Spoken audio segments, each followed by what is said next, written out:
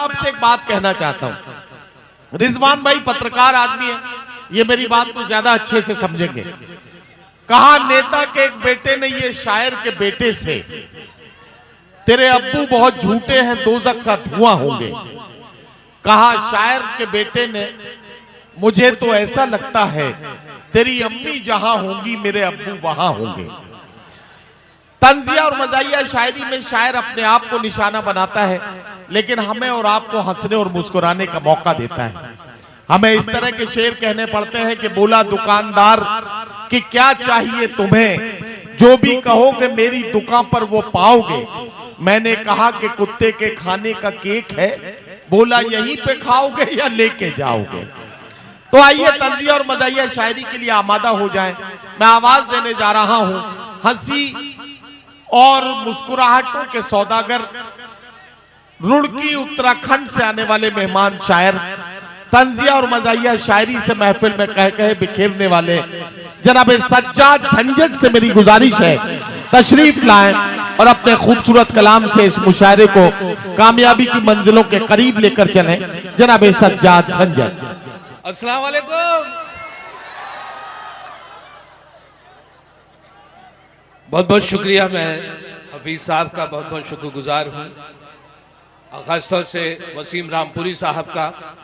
पत्रकार महोदय यहाँ पर बैठे हैं, अभी नदीम फर्रुख साहब ने उनका जिक्र किया। और जहाँ पत्रकार होते हैं मुझे बड़ी खुशी होती है, क्योंकि पत्रकार जहाँ पर पेपर मीडिया के पत्रकार होते हैं तो मुझे कभी कभी अखबार में अपनी फोटो देखने को मिल जाती है।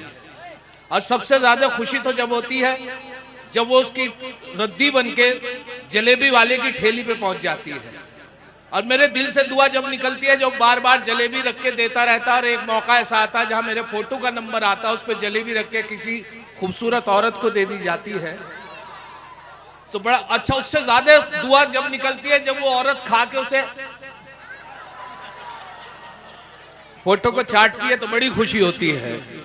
और उससे भी ज्यादा दुआ सज्जाद भाई तब निकलती होगी जब वो चाटने के बाद उसे फेंक देती होगी, और उसके बाद जब कोई कुत्ता आकर उस पर लग जाता होगा तो और ज्यादा खुशी आपको होती होगी।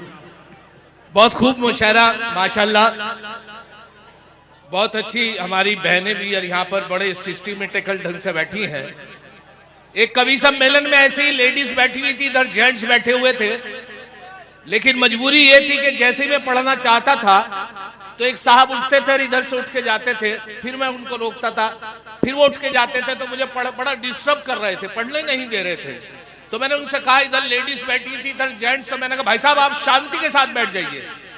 मुझे नहीं मालूम था सामने एक लेडी बैठी थी, उनका नाम शांति था।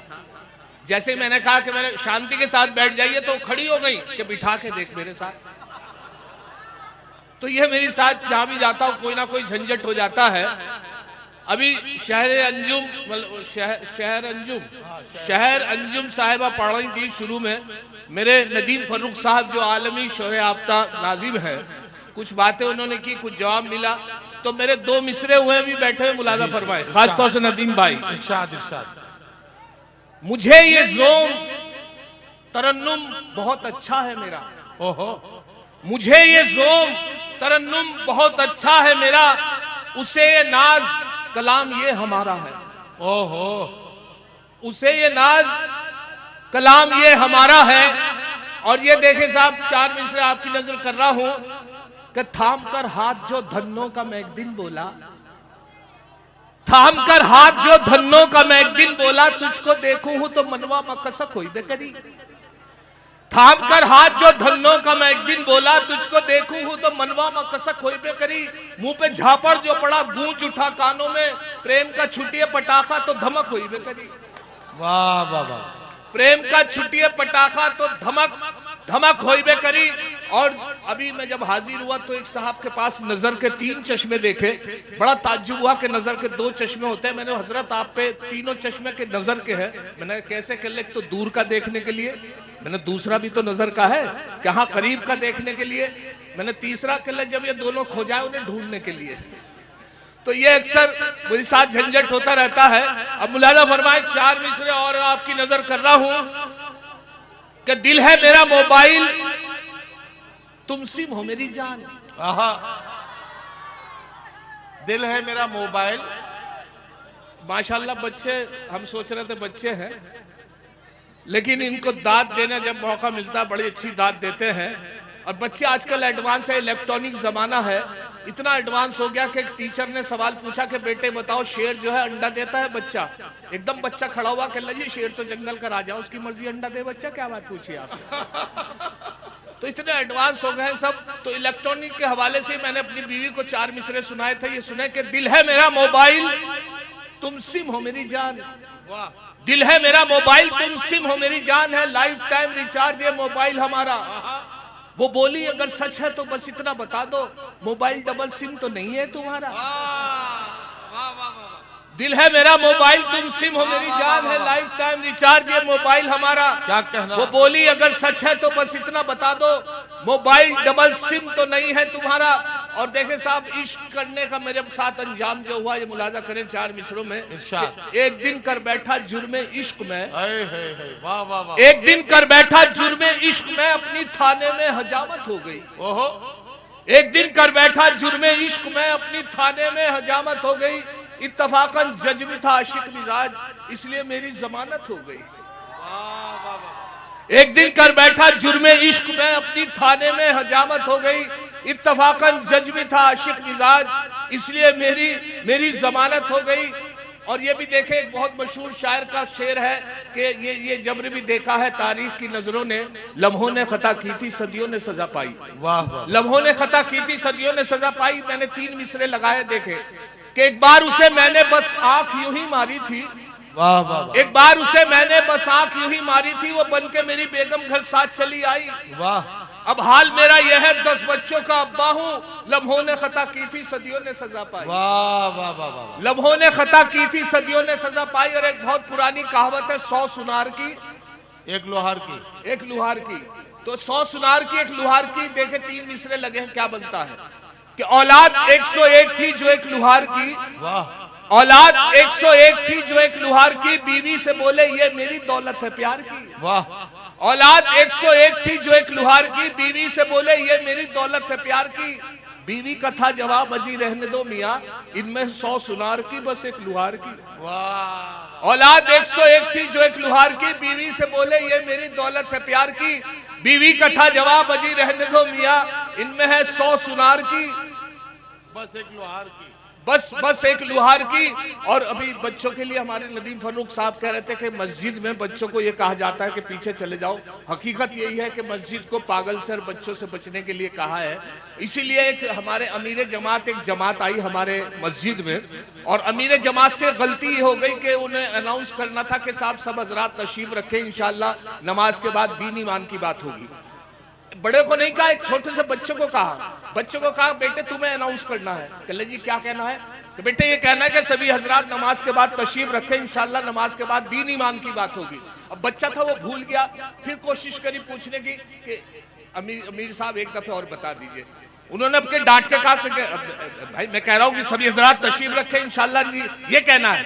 कैसा वो बेचारा याद करता रहा, नमाज भी नहीं हुई, और जैसे ही सलाम फिरा एकदम खड़ा हुआ और खड़े होकर बोला हजरात सभी तशरीफ रखें, इंशाल्लाह नमाज के बाद इमाम साहब के बारे में बात होगी।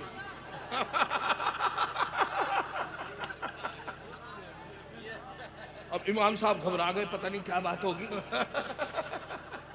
अब नमाज, अब मुलाजा करें इसी हवाले से 4 मिसरे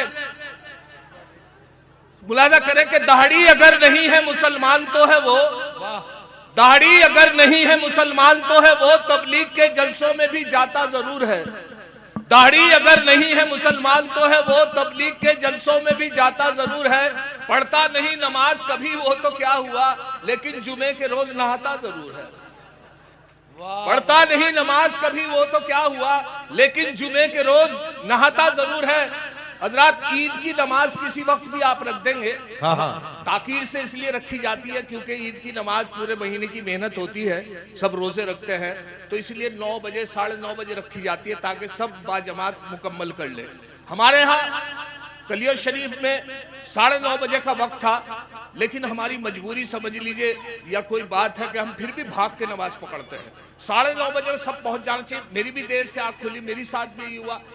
अब जब देर से आँख खुली तो साहब मैंने भी भाग के नमाज पकड़ी, लेकिन अल्लाह का शुक्र है सबसे पिछली सब में मिली, लेकिन पहली रकत से मिली। मैंने अल्लाह का शुक्र अदा किया और नियत बांध ली।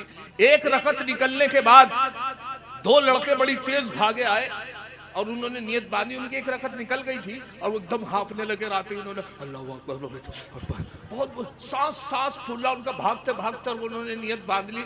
एक रकत निकल गई उनकी और जैसे ही नमाज कंप्लीट मुकम्मल हुई, सलाम फेरा गया, रुकू हुआ, सजदा हुआ, सलाम फेरा गया। जब सलाम फेर के मुकम्मल हुई नमाज, तो एक लड़का दूसरे से कह रहा था, मैंने भी सुना, कह रहा था कि अगर वजू के चक्कर में रहते तो नमाज निकल गई थी।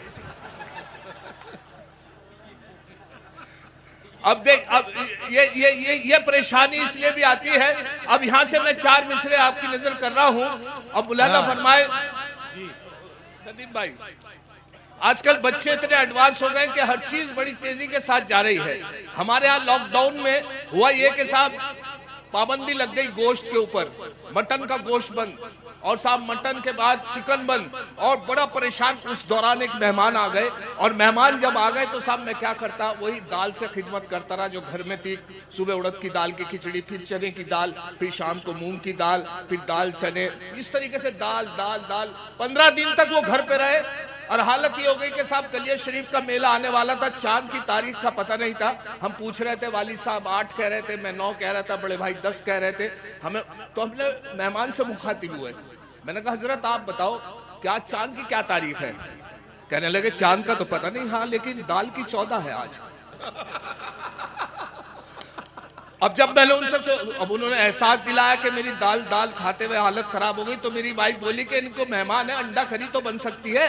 बहुत अच्छा आइडिया हुआ। अंडा करी बना के उनके सामने पेश की। अंडा करी जब बनाई तो उनके, अब मेरी किस्मत खराब, अंडा करी को देख के उनके चेहरे के तासुरात बदल गए और मैंने वहां से 4 मिसरे हुए थे। मुलाज़ा फरमाइए। इरशाद। अंडा करी को देखकर मेहमान ने ये कहा, अंडा करी को देखकर मेहमान ने ये कहा, माँ बाप से भी इनकी करा देते मुलाकात। अंडा करी को देखकर मेहमान ने ये कहा, माँ बाप से भी इनकी करा देते मुलाकात। झंझट ये बोले, इनके तो माँ बाप नहीं है, फिलहाल इन यतीम के ही सर पे रख दो। फिलहाल इन यतीम के ही सर पे रख दो हाथ। अब हमारे हफीज साहब की फरमाइश, और वो फरमाइश आपके तक पहुंचाता हूँ। और ये मुशायरे में अक्सर ये होता है कि जब नए नए लोग आते हैं और उसके बाद ये पता चलता है कि इलेक्ट्रॉनिक दौर है। अभी हमारे नाज़िम मुशायरा नदीम साहब ने कहा था कि आजकल आपका इंस्टाग्राम से और से फेसबुक से इतने शायर आ रहे हैं, तो उसके हवाले से मैंने ये कहा था, मैंने कहा साहब हालत ये हो गई है कि हमारे मुशायरों में कि नए नए चेहरे आते हैं, तो 2 मिसरे मुलाजा कर ले कि जिनका रिश्ता ही नहीं कोई शिक्षा के साथ, जिनका रिश्ता ही नहीं कोई शिक्षा के साथ, ई शायर ऐसे बढ़े ई रिक्शा के साथ। दो चीजें जो तरक्की की है आजकल मुशायरों में या सड़कों पे कि जिनका रिश्ता ही नहीं कोई शिक्षा के साथ, ई शायर ऐसे बढ़े ई रिक्शा के साथ। और ये भी देखें साहब, वो अभी मेरे से एक साहब ने फरमाइश की है, वो इस तरीके से कि साहब जब मुशायरों में सब नए नए लोग आते हैं तो शायरी तो उनके याद नहीं होती, वो किसी से लिखवा के ले आए। एक साहब थे, मुशायरे में काफी भीड़ थी, तो एक लड़के को इजाजत दी गई कि ये पढ़ेगा। एसडीएम साहब का फरमाइश थी, वहां पे हुक्म नहीं था कि कोई मुकामी पढ़ेगा, लेकिन उस लड़के को दिया गया टाइम और वो साहब वो पूरे दिन वो शायरी याद करता रहा। किसी की गजल थी, खूब याद करी, लेकिन फिर भी सोचा कि मैं भूल जाऊंगा तो पर्चे में देख लूंगा। इत्तेफाक देखे जौन सा पर्चे पे उसने लिखा था पैंट में रख लिया, और वो जब आया तो पैंट वही रह गई घर पे जो खूंटी पे रह गई चढ़ के, और वो वहां से घर पे आ गया। हमारे नदीम भाई ने जैसे उसका अनाउंस किया, उसे ये था कि शायद मेरी पैंट में जेब में वो है पर्चा। अब वो आते ही उसने पहला मिसरा पढ़ा, दूसरा भूल गया। अब जब दूसरा भूल गया तो साहब उसने तलाश की, नहीं मिला। तो मुलादा फरमाए क्या कैफियत थी, मैंने बहुत मजा लिया, आप भी मजा ले। जब आया तो पहला मिसरा पढ़ा कि जली शम्मा हुआ परवानों का खून, जली शम्मा हुआ परवानों का खून, जली शम्मा हुआ परवानों का खून, जली शम्मा हुआ परवानों का खून, जली शम्मा हुआ परवानों का खून, इन्ना लिल्लाहि व इन्ना इलैहि राजिऊन।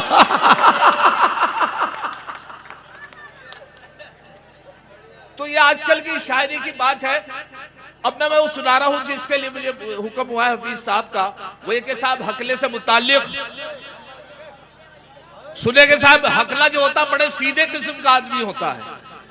वो इतना सीधा होता है कि वो आदमी पूरी बात नहीं कह पाता, क्योंकि हकला के बोलता है, दूसरा आदमी उसकी कभी कभी बात पूरी कर देता है, जब वो अटक जाता है। बिल्कुल यही बात हुई कि मेरे एक दोस्त है वसीम भाई, वो मेरे साथ रहते हैं, और वो हकला कैसे बोलता, उनसे मुझे आइडिया मिला। तो मैं जब वसीम भाई जब मेरे साथ रहते हैं, उनसे आइडिया मिला, तो मैंने एक चौराहे पे भीड़ देखी। मैं पहुंचा तो हाथापाई तो रुक चुकी थी, वसीम भाई का झगड़ा किसी से हो गया। वो एक तरफ खामोश खड़े हुए थे और गाली दिए चला जा रहा था वो शख्स जिससे झगड़ा हुआ था, वो खामोश, उन्हें गाली दी नहीं जा रही थी। अब मैं दोस्त था तो उसके मेरा फर्ज बनता था, तो मैंने वसीम भाई गाली दो, तुम भी दो, खड़ो। वसीम भाई ने गाली नहीं दी। मैं फिर कोशिश करी, अरे भाई वसीम भाई जब मैं हूं तो गाली दो, गाली नहीं दी। वसीम साहब एक तरफ चले गए। अगले चौराहे पे जाके उनकी आवाज निकली, उल्लू उल्लू उल्लू उल्लू उल्लू उल्लू का अट्ठा।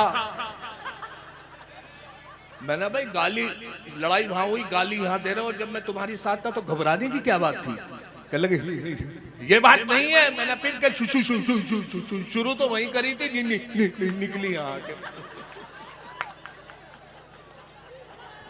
अब हुआ ये कि साहब वसीम साहब ने इश्क करा, और जब इश्क किया तो एक तरफा इश्क, किसी लड़की से इश्क किया तो 15 दिन तक वो खामोश रहे, क्योंकि जब इश्क का इजहार करने उसके घर गए तो उनके वालिद ने उनकी खूब पिटाई की, तो वो खामोश हो गए।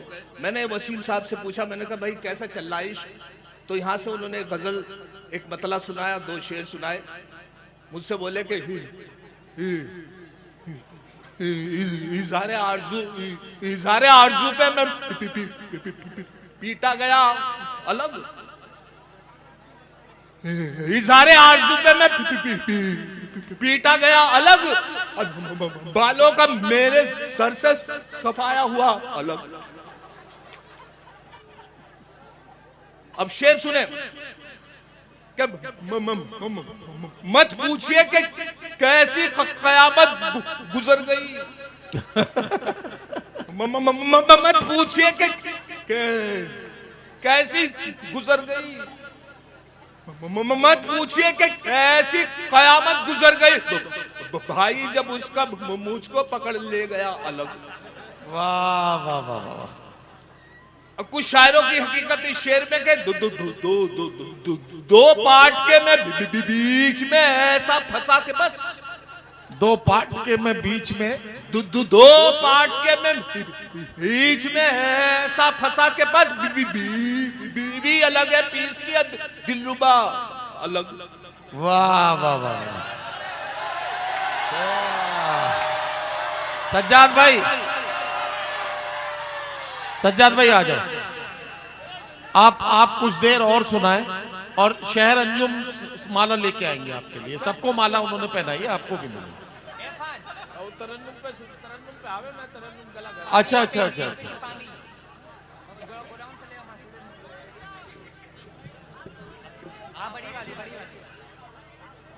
अभी हुआ ये कि साहब मैं पटना गया, हाँ, और पटना में दूर का सफर था, मुझे मालूम नहीं था पटना कब आएगा। चलती रही गाड़ी में, लोगों से पूछता रहा, साहब पटना पटना कब आएगा।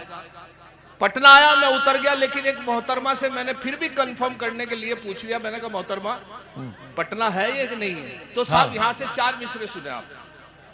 मैं क्या बताऊं झंझट जब रेल से मैं उतरा, मैं क्या बताऊं झंझट जब रेल से मैं उतरा, एक महजबी से मिलकर ऐसी घटी है घटना। मैं क्या बताऊं झंझट जब रेल से मैं उतरा, एक महजबी से मिलकर ऐसी घटी है घटना। जूते से उसने मेरी कर डाली ताज पोशी, पूछा था मैंने इतना मैडम यही है पटना, पूछा था मैंने इतना मैडम यही है पटना। और ये देखे साहब, एक साहब हकला के बोलते थे, उनकी शादी हो गई। अच्छा। और शादी की पहली रात जो अपनी वाइफ के पास पहुंचे तो बड़ा सा घूंघट निकाले बैठी थी बेड के ऊपर, बैठने की इजाजत मांगने लगे। जब कोई जवाब नहीं मिला तो खुद ही बैठ गए। अब फिर वो घूंघट हटाने के लिए कहने लगे। अब अकेले थे बेचारे, पहले तो बड़ी मुश्किल से इजाजत मांगी, फिर घूंघट हटाने। अब क्या सिचुएशन उस कमरे की, ये देखे आप। करीब पहुंचे बैठ के और उनसे पूछा कि अरे भाई तुम कहो तो बैठ जाओ।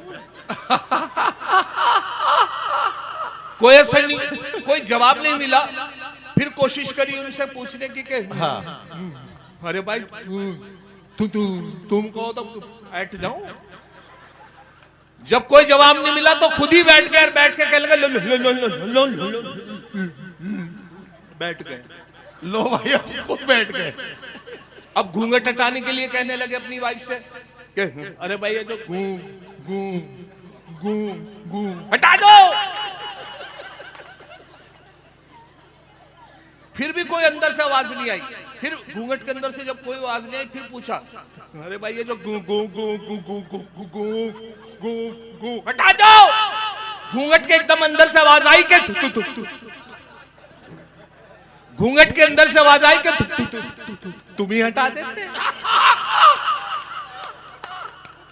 कहने लगे कमाल हो गया, तुम तो मेरी बहन निकली। अरे वाह वाह वाह वाह। अब वो साहब हकला के जो बोलते थे, उनकी बीवी जो थी मायके चली गई। वो बहुत मायूस। मैंने उनसे पूछा, मैंने कहा भाई कैसे गुजर रही है? तो उन्होंने गजल उनके चक्कर में उनके कहा अपनी बीवी की याद में, अब आ भी जा, अब आ भी जा, है घर में अंधेरा तेरे बगैर। अच्छा, अब आ भी जा, है घर में अंधेरा तेरे बगैर। अब आ भी जा, है घर में अंधेरा तेरे बगैर। सुनी पड़ी है आज ये खटिया तेरे बगैर।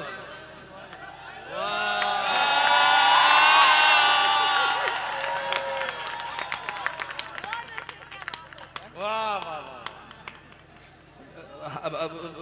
मुझे गजरे मुझे और शुक्रिया उनका अदा करके गई। क्या चक्कर। अच्छा शुक्रिया। हाँ सलाम अलैकुम। सलाम अलैकुम।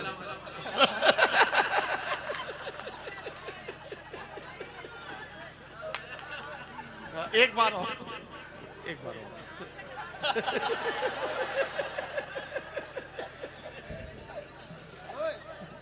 एक लड़का था अपना जा रहा था सड़क के ऊपर से, तो मुझसे बताने लगा कि आज तो मुझे एक लड़की हंस के देख रही थी। मैंने कहा सही तरीके से देख लिया, हंस के देख रही थी या देख के हंस रही थी? तो फर्क होता है उसमें। वो खंबा हटा के। अच्छा हुआ ये कि साहब हमारे यहाँ एक साहब जो थे बड़े परेशान थे अपनी बीवी से, और इतने परेशान थे कि वो चाहते थे, ये कोसते रहते थे कि मरती भी तो नहीं। अब हालत यही के साथ एक बीमारी होती है सख्ता जिसे कहते हैं, दौरा होता है। वो बीमारी नहीं बल्कि दौरा होता है सख्ता। उसमें क्या होता है, जब वो दौरा पड़ता है तो हाथ की नब्ज, दिल की हरकत, सांस सब बंद हो जाते हैं। मरता नहीं आदमी, लेकिन कभी भी जिंदा हो सकता है, लेकिन उसे सख्ता कहते हैं। कभी भी टूट सकता है वो दौरा। हाथ की नब्ज, दिल की हरकत, सांस सब बंद उनके। बड़े खुश हुए देख के, और वो अनाउंस करने महल्ले में चले गए बीवी मर गई मेरी। बहुत उनके जब चेहरा देखा कि अल्लाह रहम करे, अल्लाह ईशा में ले जाएंगे। तो साहब उनको युवा के उनको नहला कपना के ले जा रहे थे। हमारे कब्रिस्तान के बाहर एक बिजली का खंबा है बिल्कुल गेट पर, उसे हटाया नहीं गया क्योंकि बहुत बड़ी लाइन है वो। तो अक्सर उससे मैयत जो है बचा के निकालनी पड़ती है। तो जैसे ही वो जा रहे थे, कभी भी वो जिंदा हो सकती थी। तो ऐसी जगह जिंदा हुई कि वो जब मैयत मोड़ने लगे, वो पीछे तो उनके हस्बैंड, पब्लिक भी थी, तो देखा तो उसके मैयत जो थी उसके खंबे से टकरा गई। जैसे ही उसकी टकराई तो उठ के बैठ गई।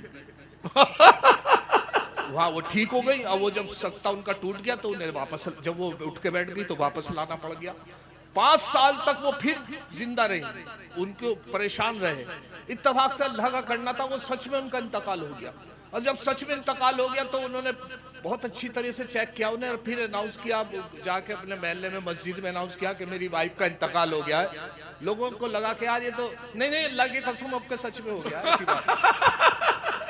खैर वो यकीन वगैरह दिलाया तो लोग आए, और उसके बाद फिर उन्हें नहला कपना के ले जा रहे थे, पीछे से उनके हस्बैंड। और फिर वही उनकी कैफियत बेचैनी है, और बेचैनी है कि साहब वो जैसी कब्रिस्तान के गेट और वही खंबे के पास मैयत पहुंची तो वो पीछे से चिल्ला के बोले, खंबा बचा के।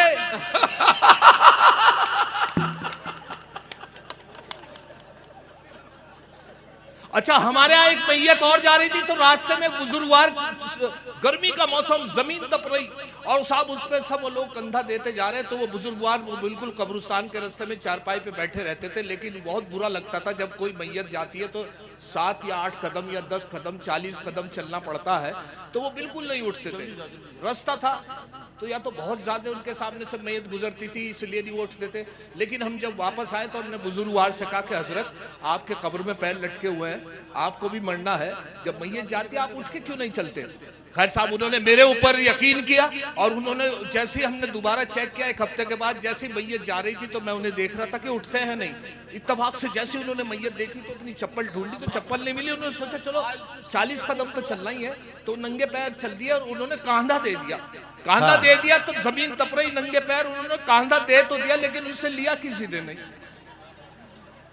अब जमीन तप रही, नंगे पैर और कांधा दे रखा और कोई ले नहीं रहा उनसे। 40 के 80 कदम हो गए, 100 हो गए, 150 हो गए, 500 कदम हो गए, तो चिल्ला के बोले, अबे मैंने मारा क्या इसे? तो ये हालत होती है। अब यहाँ से एक मतला, क्योंकि बीवी के लिए मैंने एक मतला 2-3 शेर मुलाजा कर ले कि मजा ये माना बड़ा बोसाओ किनार में है, घरवाली से प्यार करने में। मजा ये माना बड़ा बोसाओ किनार में है, मगर ये डेली नहीं है, कभी कभार में है। वाह वाह वाह। मजा ये माना बड़ा बोसाओ किनार में है, मगर ये डेली नहीं है, कभी कभार में है।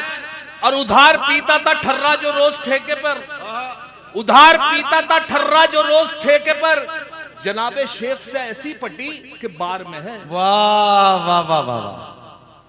उधार पीता था ठर्रा जो रोज ठेके पर, जनाबे शेख से ऐसी पटी के बार में है। और जरूर तू किसी नेता के घर का खाया, जरूर तू किसी नेता के घर का खाया, हराम रिज़्क़ की बदबू तेरी डकार में है। वाह वाह वाह। जरूर तू किसी नेता के घर का खाया, हराम रिज़्क़ की बदबू तेरी डकार में है। और सुना है जब से के झंझट भी बन गया शायर, मेरा हरीफ उसी रोज से बुखार में है। वाह वाह वाह।